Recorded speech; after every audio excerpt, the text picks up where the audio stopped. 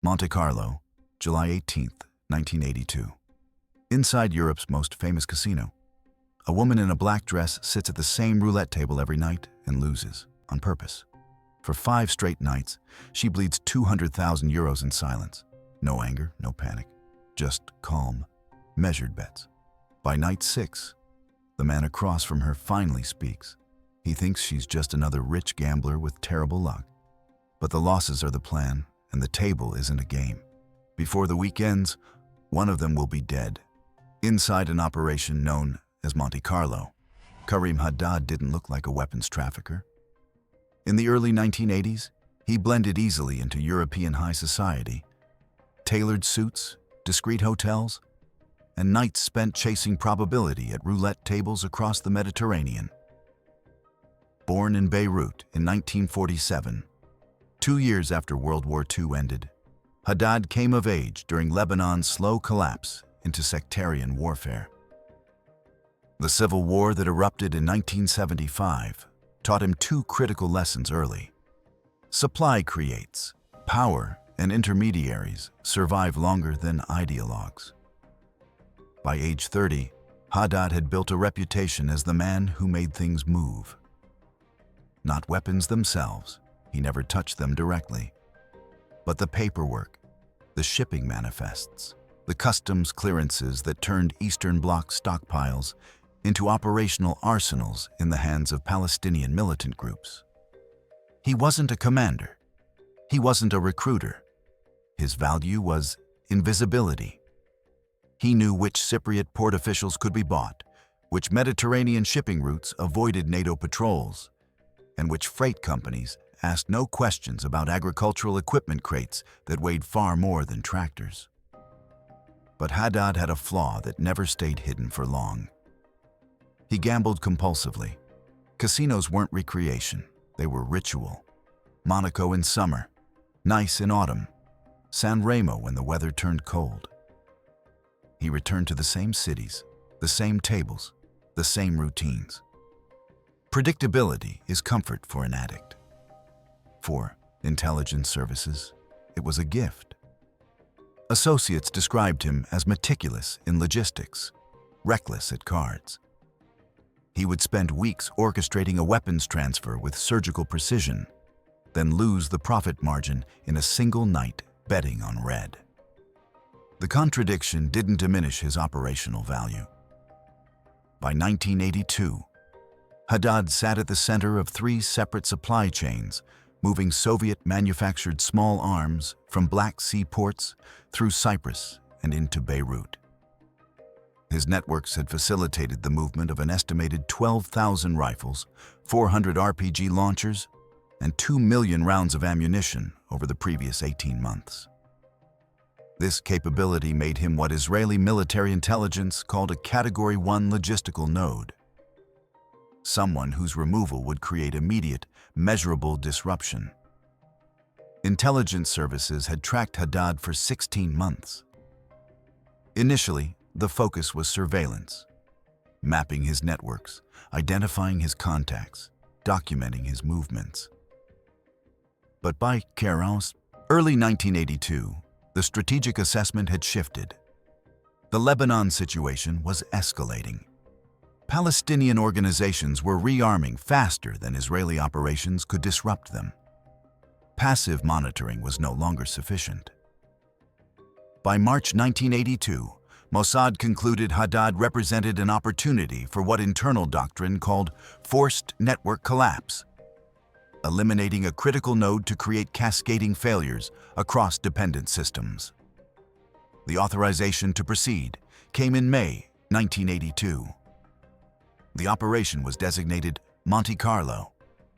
Planning consumed 6 weeks. The challenge wasn't locating Haddad. The challenge was proximity. He was cautious. He never met unfamiliar contacts.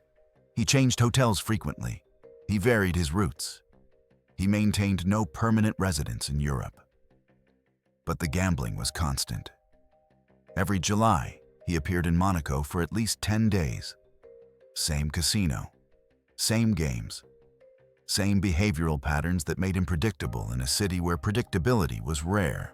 Israeli intelligence doctrine in this period operated under what planners called the peripheral vulnerability strategy. The logic was straightforward. Hard targets had soft routines, and voluntary exposure in controlled environments created opportunities that surveillance alone could not. Haddad's gambling addiction fit this framework perfectly. He chose to be there. He chose to stay visible. He chose to return. The obstacles were severe. Monaco was neutral territory, a sovereign principality with strict laws and zero tolerance for foreign intelligence operations on its soil. Any overt action would trigger immediate diplomatic consequences. The target was cautious enough to spot conventional surveillance. And the casino environment itself was challenging. Cameras everywhere, security personnel trained to notice behavioral anomalies, and wealthy patrons whose safety the principality protected aggressively. Despite these challenges, planners identified one critical advantage. Haddad's addiction created a cognitive blind spot. Inside the casino, he believed himself anonymous. Surrounded by other wealthy gamblers, he felt safe. The ritual of gambling lowered his threat assessment. He wasn't expecting danger at the roulette table because danger didn't belong there. That contradiction, hypervigilance in business, relaxation in leisure, created the operational window. Within 3 weeks, all elements would be in position. But first, the legend needed to be built. Yael Cohen didn't exist before April 1982. The identity was constructed specifically for Monte Carlo, built backward from the operational requirement. She needed to be someone Haddad would notice, but not suspect. Wealthy enough to lose significant sums without distress, socially compatible with his demographic, and invisible to anyone checking backgrounds. The cover was layered. Cohen was presented as a Franco-Israeli commodities heiress, whose family fortune came from North African mining interests in the 1950s. The legend included verifiable elements. Bank accounts were established in Paris and Geneva, seeded with actual funds transferred through legitimate channels. Hotel receipts were created retroactively, showing Cohen staying at luxury properties across the French Riviera over the previous year. A villa overlooking the Monaco coastline was leased under a shell company, Mediterranee Holdings S.A., that had existed since November 1981 specifically to create documentary depth. The operative chosen to play Cohen was 32 years old, female, with native-level French and functional Arabic. Her actual name remains classified. Her file indicated previous operations in Beirut and Damascus, both successful, both closed without compromise. Handlers selected her because she had demonstrated what operational psychologists call affective range, the ability to project warmth, coldness, vulnerability, or confidence as circumstances required, without revealing calculation underneath. During the pre-operation briefing in Tel Aviv, the operative experienced what would later appear in her psychological evaluation as controlled apprehension. The assessment noted her concern wasn't about physical danger, the hit team would handle that, but about maintaining legend coherence across repeated interactions with a target trained to spot inconsistency.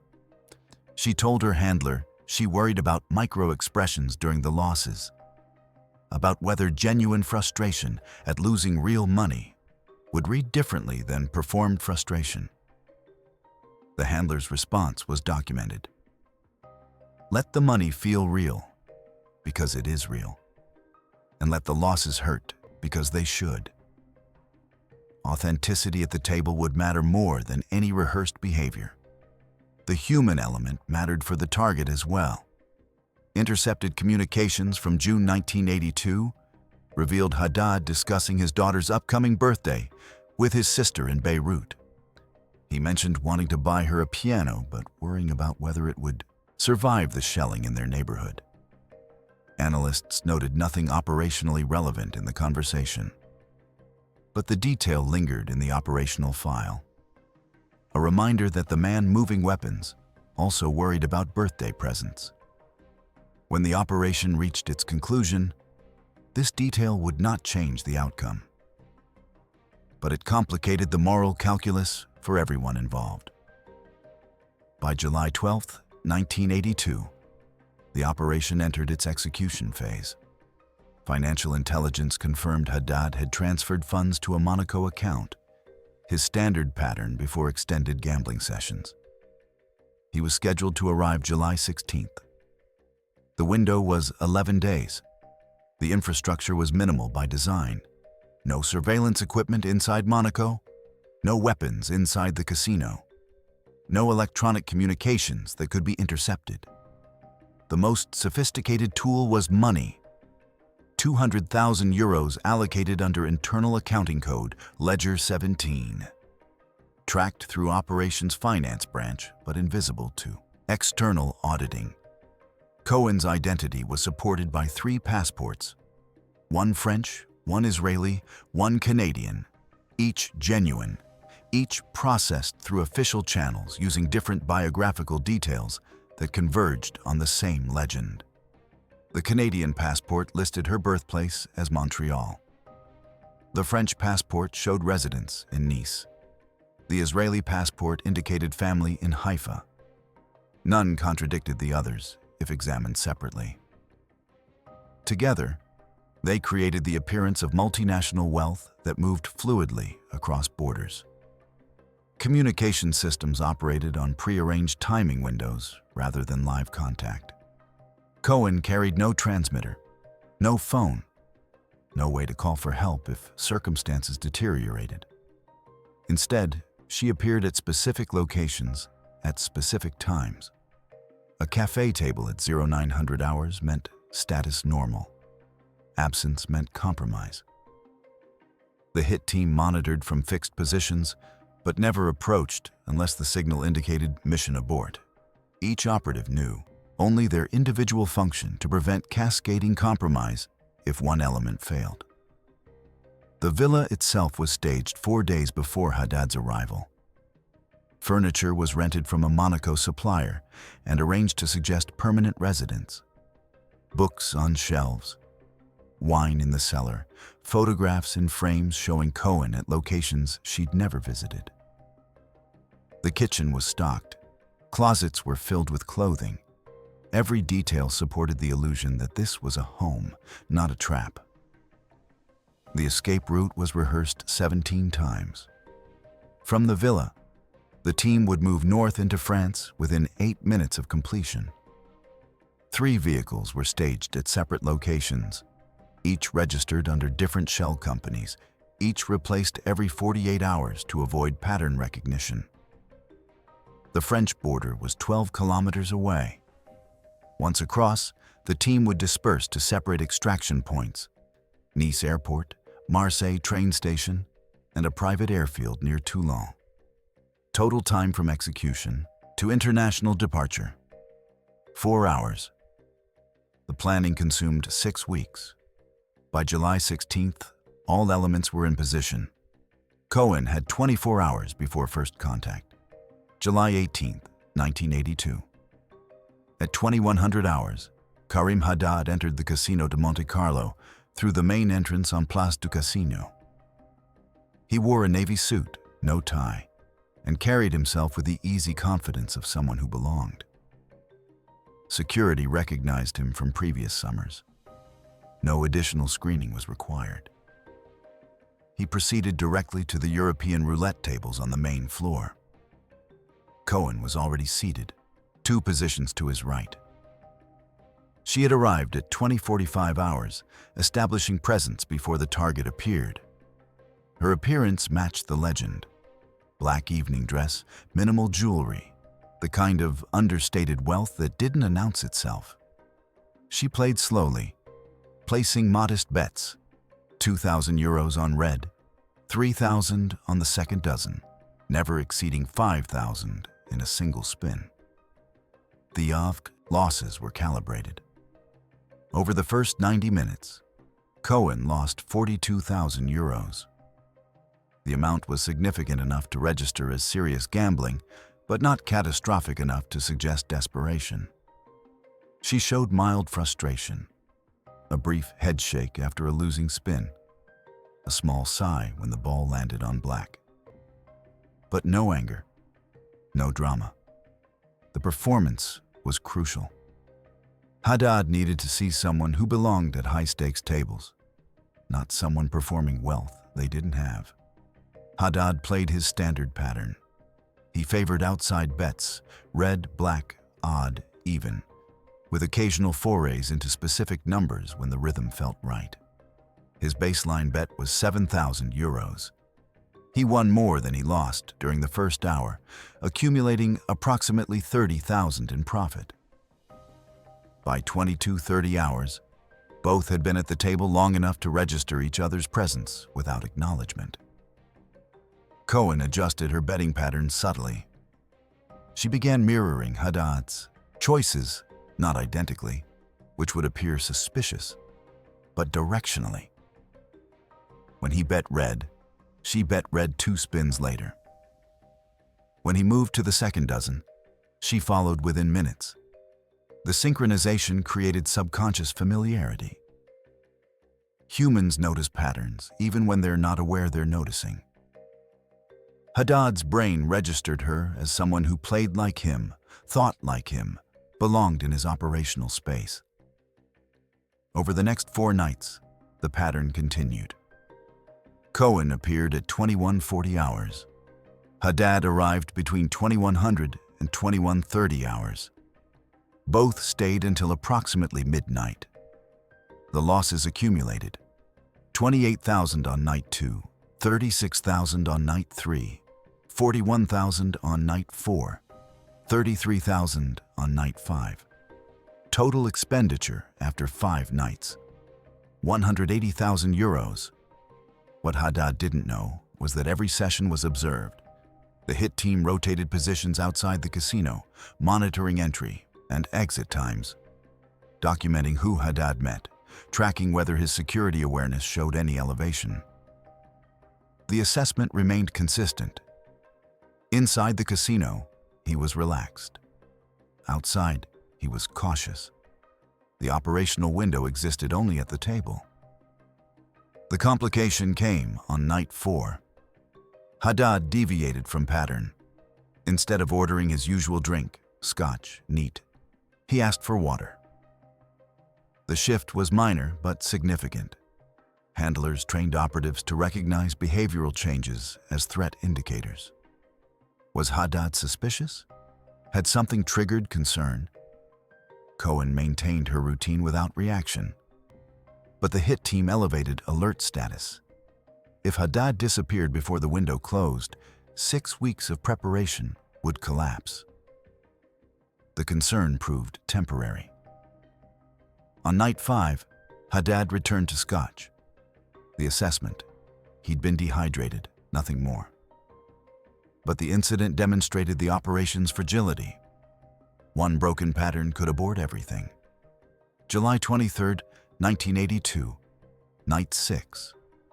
At 22:17 hours, Karim Haddad spoke to Yael Cohen for the first time. The opening was casual. He made a joke about shared bad luck, gesturing at her diminished chip stack.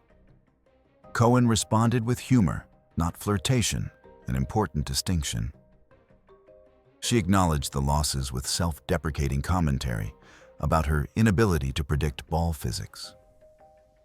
The conversation lasted 90 seconds. Both returned to their bets. The second exchange came 20 minutes later. Haddad asked if she played often. Cohen said she'd been coming to Monaco every summer for years, that the ritual mattered more than the outcome. The answer was designed to resonate with addictive behavior while maintaining plausible deniability.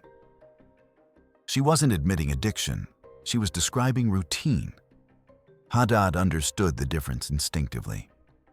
By 2300 hours, they'd exchanged enough conversation to establish rapport. Cohen introduced the possibility of a private game, framed as relief from the casino's crowds, a chance to play without the performance aspect of public gambling. She mentioned the villa casually, describing it as already staffed, implying safety and legitimacy. The invitation wasn't urgent. It was offered as an option, something to consider. Haddad didn't commit immediately. He said he'd think about it. Cohen didn't press. She finished her session, collected her remaining chips, and left at 23:20 hours. The seed was planted. The next 18 hours were critical. If Haddad contacted associates to verify Cohen's background, the legend would need to hold under scrutiny. The shell company behind the villa lease was legitimate. The bank accounts were real. But sustained investigation by someone with intelligence connections could reveal inconsistencies. The team waited. July 24th, 1982. At 1400 hours, Haddad called the villa's listed number. Cohen answered. He asked about the private game. She suggested that evening, casual, relaxed, no pressure. Haddad agreed. He would arrive at 1900 hours. The hit team received confirmation through prearranged signal. Cohen appearing at a specific cafe at 1500 hours carrying a blue folder. The team moved into final positions. 3 operators entered the villa at 1600 hours, concealed in service vehicles consistent with household staff arrivals. Equipment was positioned. Rope, surgical gloves, recording devices disguised as standard electronics. No firearms. The operation required information extraction before termination, and gunshots would trigger immediate police response in Monaco's residential zones. At 1800 hours, the villa was ready. Cohen reviewed her positioning with the team lead. She would answer the door, guide Haddad to the main room where the gaming table was set, and maintain normal social interaction until the window for transition opened. The transition itself would occur when Haddad was seated and psychologically settled, the moment when his guard was lowest. At 1912 hours, a car pulled into the villa's driveway. Karim Haddad had arrived 18 minutes early. The early arrival created immediate tension. The team wasn't fully positioned. One operative was still upstairs preparing the secondary room. Cohen made the decision to proceed anyway. She opened the door at 1913 hours. Haddad entered alone. No bodyguard, no backup. His demeanor was relaxed. He complimented the villa's view, mentioned the drive up the hill, asked about the evening's game structure. Cohen guided him toward the main room where cards and chips were arranged on a felt table. Music played softly in the background, jazz, neutral, the kind of ambient sound that filled silence without demanding attention. The team held position. The operative upstairs moved quietly toward the stairs. The 2 operatives in the kitchen waited for the signal. Cohen sat across from Haddad at the table and began shuffling cards. For 11 minutes, they played a standard game. Poker, low stakes, conversation drifting between gambling philosophy and travel preferences. Haddad won the first 2 hands. He seemed comfortable. This was the moment the operation hinged on, Haddad believing he was among peers, that the villa represented safety rather than threat. At 1937 hours, Cohen excused herself to get drinks. The moment she left the room, the team moved. 2 operatives entered from the kitchen, 1 from the stairs. Haddad stood, his threat assessment spiking immediately, but the reaction came too late. He was surrounded before he could reach the door. No weapons were drawn, no voices were raised. The lead operative simply told him to sit down. The interrogation began at 1938 hours. The questions were specific, not ideological, operational. Names of contacts in Cyprus, storage facility locations in Beirut, scheduled delivery dates for the August shipment, payment, routes. The interrogator didn't threaten. He simply asked, waited, and asked again. Haddad's initial response was denial, then negotiation, then anger. None of it mattered. What broke him wasn't violence. It was the realization that the entire week had been orchestrated. That Cohen wasn't real. That the losses were theater. That he'd walked into a trap so carefully constructed it never felt like one. The psychological impact was immediate. He started answering questions at 1942 hours. The information was recorded on a compact tape device concealed in a decorative clock on the shelf. 3 supply chain routes, 7 names, 4 storage locations, 2 upcoming transfer dates. Confirmation that the August shipment included Soviet-manufactured Dragunov rifles, information that Israeli intelligence had suspected but not confirmed.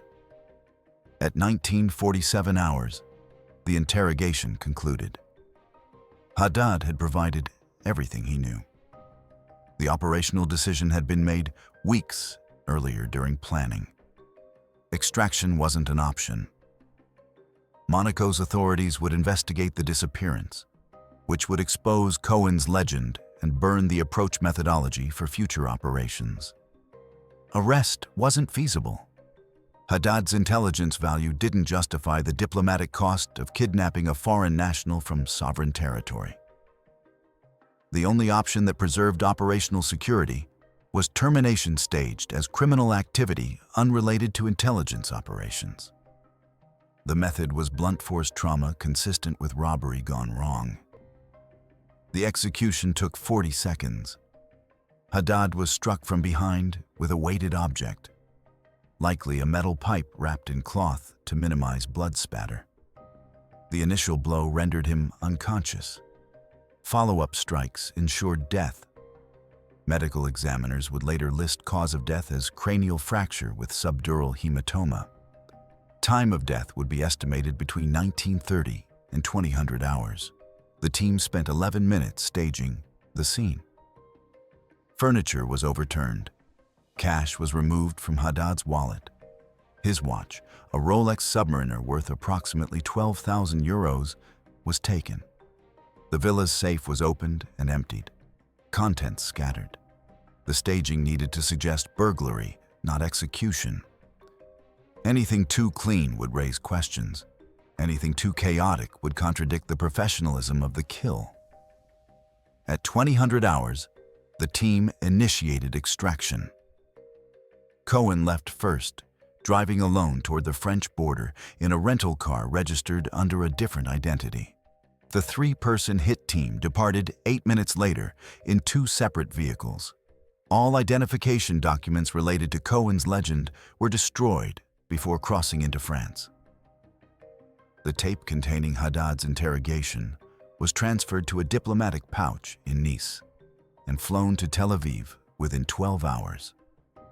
By 2100 hours, all operatives were across the border. At 0200 hours on July 25th, they had reached their respective extraction points. The villa was empty except for Karim Haddad's body in the main room.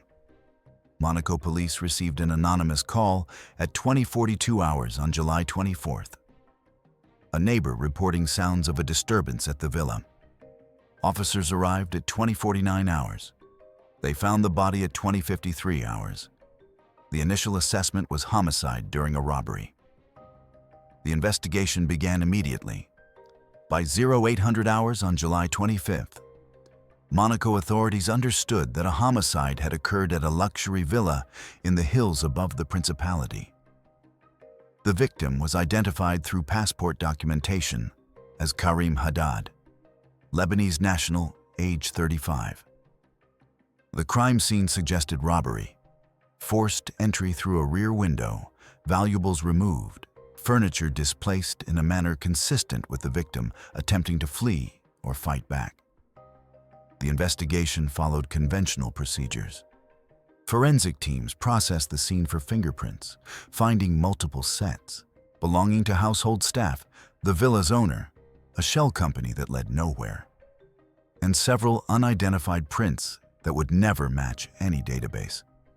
DNA analysis in 1982 was primitive compared to later decades. Blood samples were collected but provided limited investigative value. The only physical evidence that mattered was the blunt force trauma pattern, which told medical examiners the attack was deliberate and sustained, not the result of a momentary altercation. Monaco police interviewed neighbors.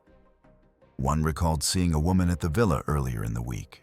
Dark hair, elegant, possibly French.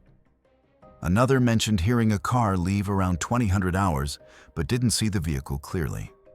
The descriptions led nowhere. Every lead ended in administrative dead ends or documentary trails that dissolved under scrutiny, suggesting professional sophistication that local authorities recognized but couldn't penetrate. The Lebanese embassy was notified. Officials expressed concern and requested cooperation with the investigation, but they offered no additional context about Haddad's background. Publicly, he was described as a businessman involved in import-export trade. The weapons trafficking was never mentioned. Monaco authorities suspected there was more to the victim's profile, but lacked the intelligence resources to confirm it. Israeli intelligence issued no statement. When French counterintelligence officials privately inquired whether Mossad had operational activity in Monaco during the relevant time frame, the response was categorically negative. The denials were transparent to professionals in the field. Everyone knew Haddad's assassination bore the hallmarks of state action. But transparency wasn't the point. Without proof, the denials provided diplomatic cover. The case remained officially open. Unofficially, it was filed under unsolved homicides attributed to organized crime. Monaco's reputation as a safe haven for wealth required that the incident be contained narratively. A foreign intelligence operation on sovereign soil was diplomatically unacceptable. A robbery that turned fatal was unfortunate but manageable. What was achieved operationally became clear within weeks. The August weapons shipment Haddad had discussed during interrogation never departed Cyprus. Port authorities, acting on an anonymous tip, likely provided through Israeli intelligence back channels, seized a container labeled agricultural machinery that contained 400 AK-47 rifles and 60 RPG launchers. The seizure disrupted supply chains dependent on Haddad's logistical coordination. 2 of the 7 names Haddad had provided disappeared from circulation within a month. Intelligence assessments suggested they'd either been arrested by local authorities acting on shared intelligence, or they'd gone underground after learning of Haddad's death. 3 supply routes identified during the interrogation were targeted by Israeli airstrikes in southern Lebanon during August and September 1982, destroying storage facilities that matched the locations Haddad had described. The intelligence gained extended beyond immediate tactical applications. The tape recording provided voice confirmation of several suspected operatives, allowing signals intelligence teams to match voice prints to intercepted communications. The information about payment routes revealed a previously unknown financial network routing funds through Cypriot banks, which became targets for disruption operations over the following year. What it cost was harder to quantify. Diplomatically, the operation added strain to already tense relations between Israel and European nations hosting its intelligence activities. Monaco privately communicated displeasure through back channels, though no formal protest was filed. The incident reinforced perceptions that Israeli intelligence operated with limited regard for sovereignty when strategic necessity demanded it. Operationally, the methodology was burned. After Monte Carlo, weapons traffickers became significantly more cautious about public exposure. Casino surveillance of Middle Eastern businessmen intensified. The gambling approach, using addiction as an entry point, lost effectiveness because the target demographic became aware it was a vulnerability. Future operations would need different vectors. For the individuals involved, consequences varied. Cohen's legend was retired permanently. The operative who played her returned to Tel Aviv and underwent standard post-operation psychological evaluation.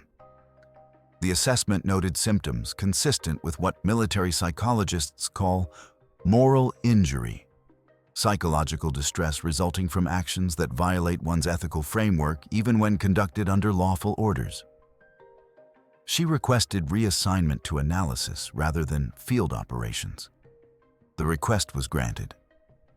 The hit team members were rotated to different operational theaters. Their participation in Monte Carlo remained classified. Debriefings emphasized the importance of compartmentalization. The less each operative knew about subsequent operations, the safer everyone remained. Israel's internal assessment concluded that tactical benefits outweighed operational costs. The disruption of Haddad's networks delayed weapons flows during a critical period of the Lebanon conflict. The intelligence gained provided strategic advantages that extended beyond the immediate target. But the assessment also acknowledged that the operation hardened adversary networks, forcing intelligence services to develop new methodologies for penetrating increasingly paranoid targets. Whether this calculation proved correct became a matter of ongoing debate within intelligence communities. Some analysts argued that eliminating logistical nodes created temporary disruptions, but didn't address root causes. New intermediaries would always emerge to fill market demand. Others maintained that disruption operations bought time and degraded enemy capabilities in ways that passive surveillance never could. The moral question remained unresolved. Was Karim Haddad a weapons trafficker enabling violence against civilians? Or a logistical specialist operating within the gray zones of international conflict, where survival often requires morally compromised choices?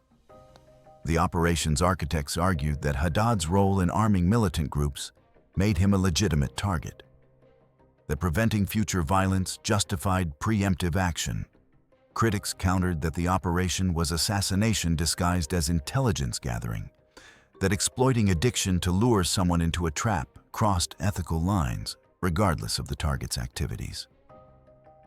The answer reveals more about your worldview than about Haddad. If you believe intelligence services have a responsibility to prevent violence before it occurs, then Monte Carlo represents justified preemption. If you believe extrajudicial killing violates principles that should constrain state action even during conflict, then the operation represents overreach regardless of outcome. What's your perspective on using human weakness, addiction, loneliness, fear as a weapon in intelligence operations? Does the nature of the target's activities change the moral calculus? Or are there methods that remain wrong regardless of who they're used against? The operation succeeded by every measurable metric. But success doesn't always equal justification. If this story made you reconsider the boundaries between seduction and coercion in intelligence work, share your thoughts below. The comments section is where these questions get tested against different perspectives. And if you want more deep dives into operations that blur the lines between strategy and ethics, subscribe so you don't miss the next one.